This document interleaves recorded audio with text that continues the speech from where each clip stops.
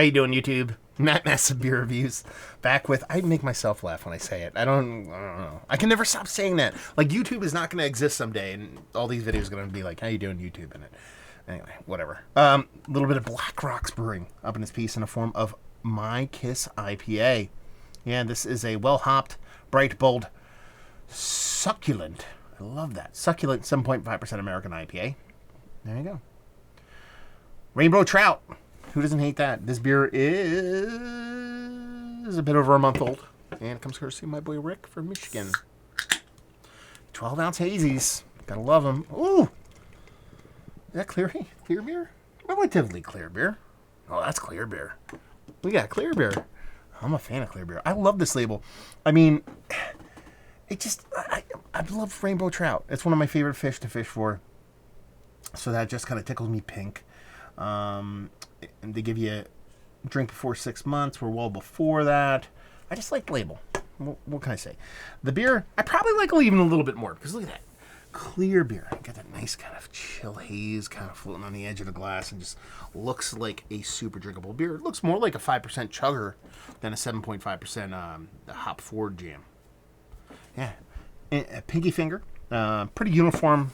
Seeing a couple stragglers kind of head on it. That clearish kind of yellow hue. Classic IPA stylings. Let's get a nose.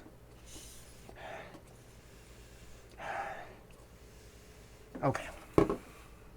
This is the beer that you buy a sixer of and be like, I'm going to drink one. At least on the nose. But then you turn around and you're like, oh, fuck, I drank the whole six-pack in like 3 hours. That kind of thing. Because it has this super bright, vibrant citrus with a little scallion-y dankness. A little onion, a little garlic kind of floating on the other edge of things, but everything's bright, everything's light, everything's kind of on its tiptoes. It's fluttering around. It's not like super like thick or turbid or dense or anything. I know those are kind of visuals and maybe even mouthfeels, but even aromatically it doesn't come off hefty is what I'm trying to say. It comes off as very just nimble and light. Summery. Sans that skanky, scarlicky thing. So you get the summery vibes. You get that citrusy, kind of nice, bright hoppiness. But you get this little filthy, kind of mean-mugging kind of scallion thing going on that just is like, I'm kind of good over here, but I'll fuck your shit up over here. That's got that thing going on, which is kind of really making me hot and bothered. So I'm just going to dive right in. Cheers.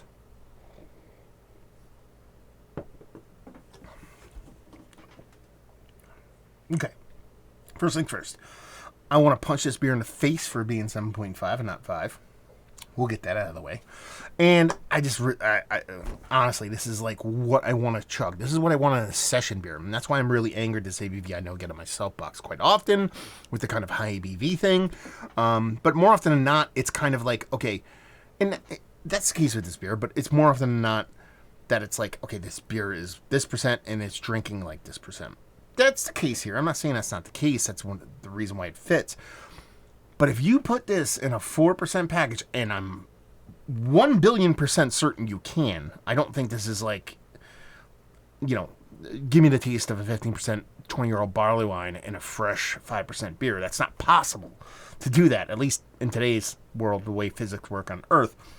It's possible to get this flavor profile, this mouthfeel, everything about it in that low ABV beer because it drinks so easy. It's not even funny. Super crisp, super clear. It gives you that little bit of bright citrus on one end. And that's super fucking cool. Like, super cool. It's not even scallion. It's like... What is it? It's onion. No, it's shallot. That's what it is. I mean, people are like, oh, fancy pants shallot. Dude, you don't know what shallots are. That's weird. But this is the best. Shallots are the best because it gives you a little bit of garlic vibes, gives you a little bit of onion vibes, kind of mixed in the same kind of thing. It's not huge in garlic, but similar, more vibrant version of a yellow onion. And that's kind of what you're getting here. So when you get those two things that come off as vibrant as they do in this beer, but hit like they hit at like a sub kind of 5% level. Let's not get greedy and go sub 4. Let's go sub 5. Is that this beer has all the makings of what I would be like first face on the mountain, Rushmore status, awesome, tastical, want to buy this in 30 rack level stuff, but it's 7.5%. And that's a bummer. So, what have we learned here? We have learned the fact that I would buy this in 6-packs all time. I don't even care that it's 7.5. I still want to drink this beer. I just get a little irked by the ABV on it. So that's kind of where just this beer lies for me. I think it's delicious. I think it takes a very gentle yet purposeful approach to some of my favorite flavors and impacts when it comes to beer. It just literally just makes me angry, makes me want to punch all the rainbow trout in the face for not making this sub 5%. I love this beer. I do from a clarity standpoint, from a Christmas standpoint, from a ranky, scalliony, kind of oniony, kind of shalloty kind of territory. The clear beerness of it. The audaciousness of this beer to be so drinkable, yet so purposeful. I'm losing you, and I. Anyway, yeah, I think this is fantastic. I think this is absolutely fantastic. I don't know what else to say. Because it's not complicated. Soft little citrus notes, little lemon lime characteristics, grapefruit, psh, done.